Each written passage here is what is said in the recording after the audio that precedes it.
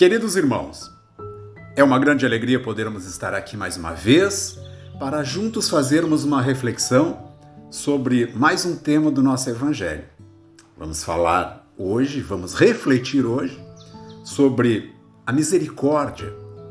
Tem uma bem-aventurança de Cristo que nos diz assim: bem-aventurados os misericordiosos. Então, em nosso Evangelho, capítulo 9, sobre este tema nos fala assim: a dor é uma bênção que Deus envia aos seus eleitos. Não vos aflijais quando sofrerdes, mas, ao contrário, bendizei, ó Deus Todo-Poderoso, que vos marcou para sofrer estas dores do mundo, para posteriormente alcançar a glória dos céus. A vida é difícil, eu sei, e ela se compõe de mil nadas, que são picadas de alfinete que acabam por ferir. Mas é preciso considerar os deveres que nos são impostos, considerar as consolações e as compensações que teremos do outro lado. Somente então veremos que as bênçãos são mais numerosas do que as dores. Esta é uma mensagem que foi transmitida por um espírito amigo no ano de 1862 em Havre, na França. Então, nesta mensagem, esse nosso espírito amigo, do alto da sua evolução espiritual, ele está nos dizendo que as dores e os sofrimentos são uma dádiva que nós recebemos de Deus. Ele está nos dizendo que as dores e os sofrimentos são como um passaporte para nos colocar no reino dos céus. Não existe um só ser humano na face da Terra que não precise vivenciar o enfrentamento de suas dores e de seus sofrimentos. Não existe.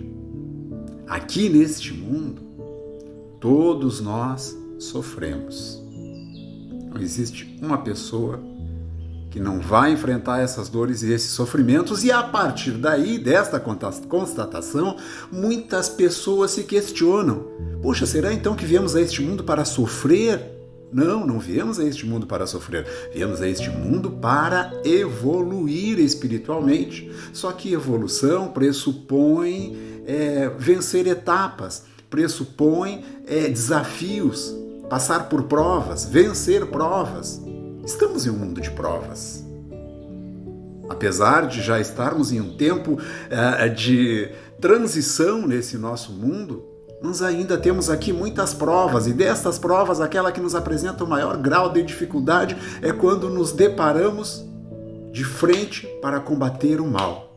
A luta do bem contra o mal.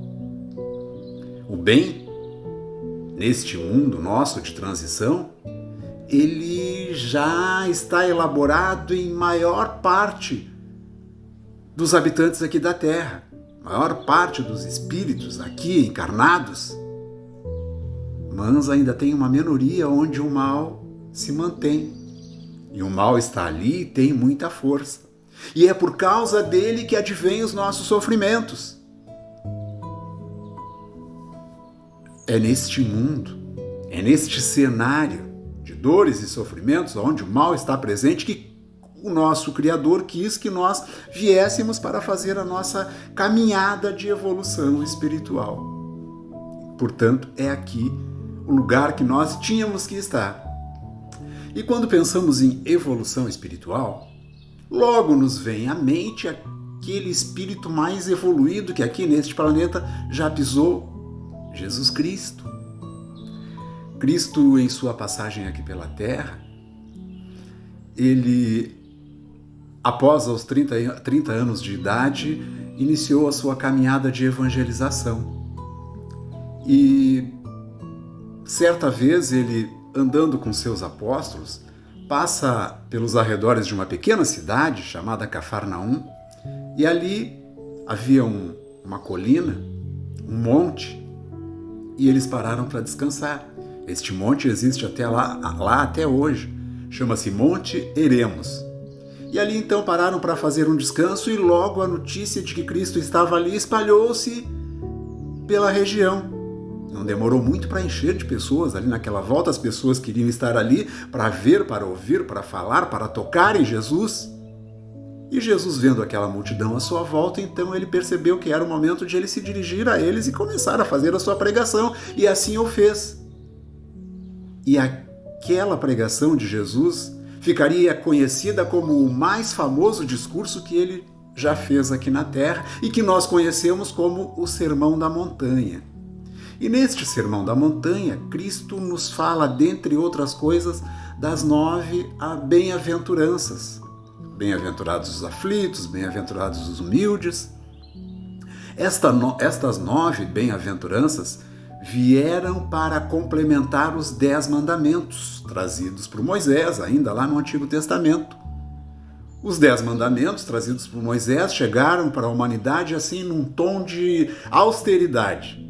Já as 9 bem-aventuranças trazidas por Cristo chegam a nós num tom de amorosidade, nos dizendo aquilo que devemos fazer, enquanto os 10 mandamentos nos diziam aquilo que não devemos fazer.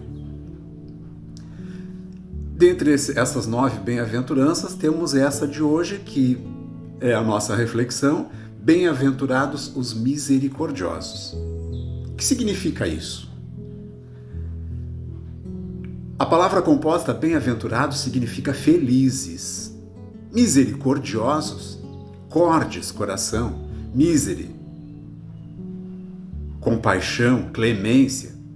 Portanto, felizes aqueles que têm a clemência e compaixão que vem do seu coração. Quando nós pensamos em misericórdia, logo nos vem à mente Deus, Pai Todo-Poderoso. Ó Pai, tenha misericórdia. Deus, tenha misericórdia. Pensamos logo na misericórdia divina, na misericórdia de Deus. Mas se nós prestarmos bem atenção, a misericórdia de Deus, ela nunca vem sozinha. Ela sempre vem acompanhada da justiça de Deus. Se nós prestarmos bem atenção, nós vamos ver que as duas andam de mãos dadas. Se não, vejamos, quando nós nos deparamos com estas enfermidades que assolam o mundo, não temos dúvida que é a justiça de Deus que ali está presente para cobrar desses humanos os excessos que cometeram com o seu corpo físico. Estamos aí diante da justiça de Deus.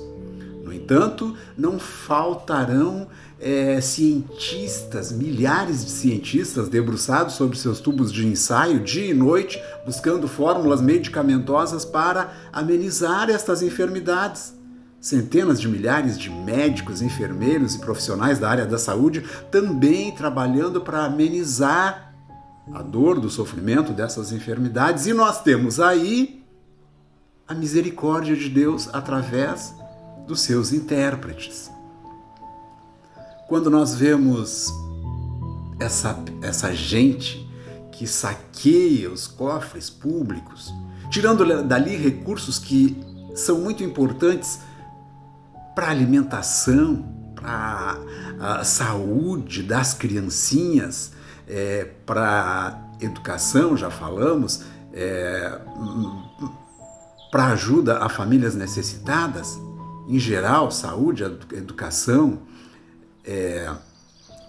cultura, nós não temos dúvidas que essas pessoas que saqueiam esses cofres públicos retornarão em outro momento a esta vida corporal, porém em um cenário diferente. Retornarão eles na condição das crianças então agora necessitadas, das famílias necessitadas, do dinheiro que é surrupiado. Temos aí, mais uma vez, a justiça de Deus.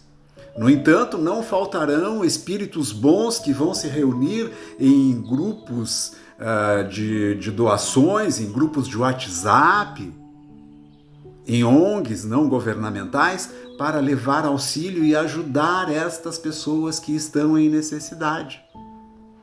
Então temos aí, mais uma vez, a misericórdia de Deus através dos seus intérpretes. Essas pessoas que vieram ao mundo dotadas de um corpo físico perfeito, maravilhoso, uma mente brilhante, mas desse corpo e dessa mente se utilizaram para fazer o mal. Estas pessoas, nós não temos dúvidas que retornarão em uma outra oportunidade, também daí envolvidas por um corpo físico agora cheio de deficiências, que precisa de muitos cuidados. Um corpo que precisa de cuidados especiais, tanto na parte física como na parte mental. Um corpo cheio de limitações. Temos aí, mais uma vez, a justiça de Deus. No entanto, não faltarão espíritos bons para recebê-los como filhos, como professores, para ajudá-los a evoluir nessa vida. Portanto, a misericórdia de Deus, ela sempre virá acompanhada. A justiça cobra cada centavo das dívidas deixadas para trás e a misericórdia vem estendendo um braço amigo, trazendo uma palavra de consolação, oferecendo um ombro para a pessoa se aliviar. E nós, a misericórdia em nós, como estamos procedendo? A misericórdia pressupõe perdão. E o perdão é algo muito difícil, uma vez que nós não conseguimos perdoar a nós mesmos. Sim, porque quando erramos, na maioria das vezes não admitimos que erramos e arrumamos uma desculpa. Não foi bem assim. Não era isso que eu estava tentando dizer, você se enganou, houve um mal entendido. Então nós ficamos sempre arrumando uma desculpa para os nossos erros, quando na verdade seria muito mais prático, fácil e sincero admitir que erramos. Porque se ainda estamos em crescimento, é normal que erremos. E ao admitir que erramos, estamos preparando aquele terreno fértil no nosso interior para a prática do perdão, para a prática da misericórdia. Misericórdia pressupõe perdão. É muito difícil perdoar aquela pessoa que nos prejudicou. É muito difícil. Mas lembremos de um ensinamento de Cristo que nos disse: reconcilia-te com o teu adversário enquanto ainda está ele no teu caminho. Por essas palavras, Cristo está nos dizendo que vamos nos reconciliar agora, porque depois que aquela criatura partir, não adianta mais ir chorar na beira do caixão, perdoá-lo ou pedir perdão, porque aí já arrumamos um inimigo invisível. Possivelmente ele vai nos atrapalhar a vida e nós não vamos saber, não vamos vê-lo mais, é o inimigo invisível. A partir daí, os grandes casos de obsessão no mundo, as casas espíritas cheias de casos de obsessão. Portanto, a misericórdia deve ser praticada em nós e devemos nos esforçar muito para fazer isto. A misericórdia é uma demonstração grandiosa da nossa bondade de coração. A misericórdia é o perdão que nos faz sentir parte da mesma constelação onde vive o nosso Cristo Jesus. Que a paz do nosso Mestre Jesus, através da luz da misericórdia, possa iluminar os nossos corações e que nós possamos levar esta luz e refleti-la a quem estiver precisando. Que assim seja.